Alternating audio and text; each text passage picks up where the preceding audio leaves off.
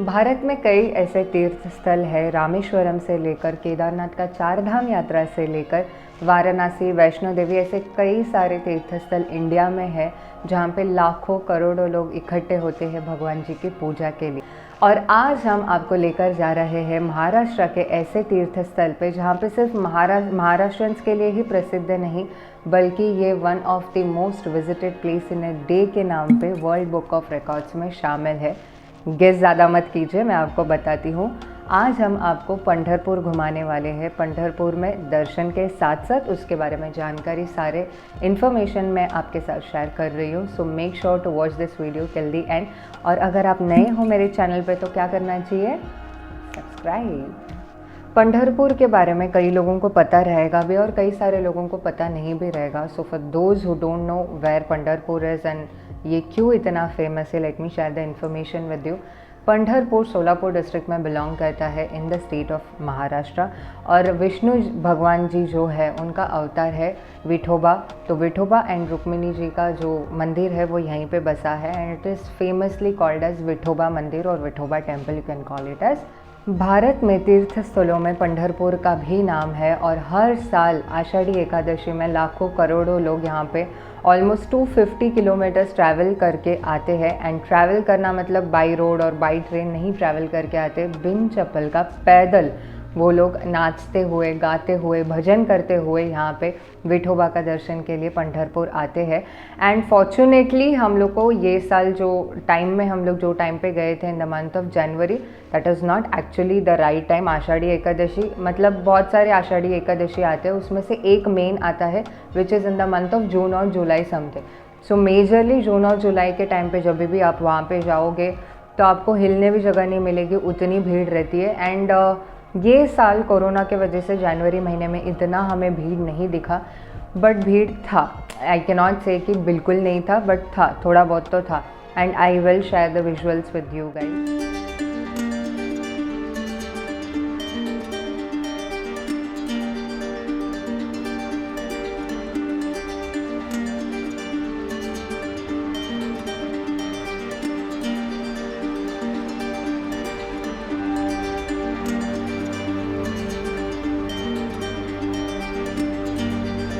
हम लोग पंढरपुर शाम को ही इवनिंग में पहुंच गए और ऑलमोस्ट एक 10:30 के बाद ही हमने दर्शन लिया था।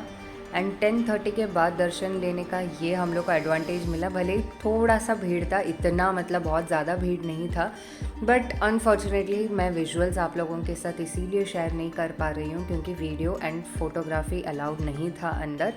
सो ये जो पूरा जर्नी है, अंदर जाने तक की जर्नी मैं आप लोगों को दिखा रही हूँ। ऑल्सो आषाढ़ी एकादशी में एज आई सेड भीड़ काफ़ी होती है, सुना तो था और हमने आज देख भी लिया।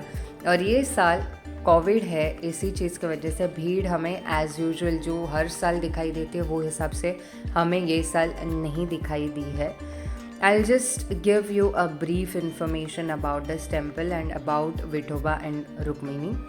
So long story short, Pundalik नाम के एक भक्त थे जो उनके पेरेंट्स के प्रति काफ़ी डिवोटेड थे, like anything for his parents. इस चीज़ को देखकर विठोबा खुश होकर उससे मिलना चाहते थे एंड वो साक्षात भक्त के घर पहुँचे। उस वक्त पुंडलिक अपने पेरेंट्स को खाना खिला रहे थे और भगवान बाहर आकर खड़े हैं। इस चीज़ की उनको समझ में भी आ रही थी, बट स्टिल उन्होंने उस चीज़ को इग्नोर किया, ड्यूटी को प्रायोरिटाइज़ किया और वो अपने पेरेंट्स को खाना खिलाते रहे। और बारिश का वक्त था, बारिश के कारण भगवान जी का पैर खराब नहीं होना चाहिए, इसलिए उन्होंने एक ईंट होती है ना, ब्रिक, वो उन्होंने पास किया भगवान जी के पास and he asked Vithoba to stand on that ताकि उनका पैर खराब ना हो। और ये चीज़ मराठी के आरती में, विठोबा का जो आरती है उसमें भी मेंशन है, युगे 28 विठेवरी उभा। एंड मंदिर में उनकी मूर्ति भी वहीं पोजीशन में आपको मिलेगी। And it is not something कि आपको यही टेंपल में विठोबा और रुक्मिणी का ऐसे स्टैचू पे आपको ऐसे शेप पे मिलेगा। आप कहीं पे भी जाओ, विठल और रुक्मिणी का जो पोजीशन है वो यही पोजीशन पे आपको दिखाई देगी।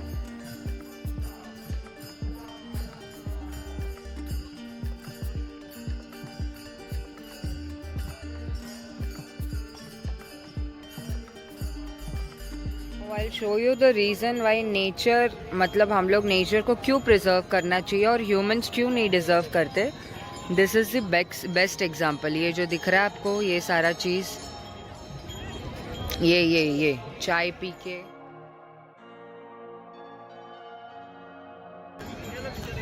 देयर वॉज अ टाइम, मतलब अभी भी लोग आते हैं यहाँ पे नहाने वगैरह. यहाँ से ही पूरा नहा के वो लोग निकलते हैं दर्शन के लिए. बट ये जो लोकेशन और थोड़े साल के बाद this won't be the same. So ये किसके हाथ में है?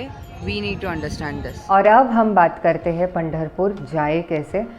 अभी हम लोग तो शेगांव में गए थे. शेगांव से हम लोग डायरेक्टली पंढरपुर में आए थे और उसी दिन शाम को हम लोग रीच हो गए थे पंढरपुर में. इसीलिए हम लोग ने रात को ही दर्शन ले लिया था.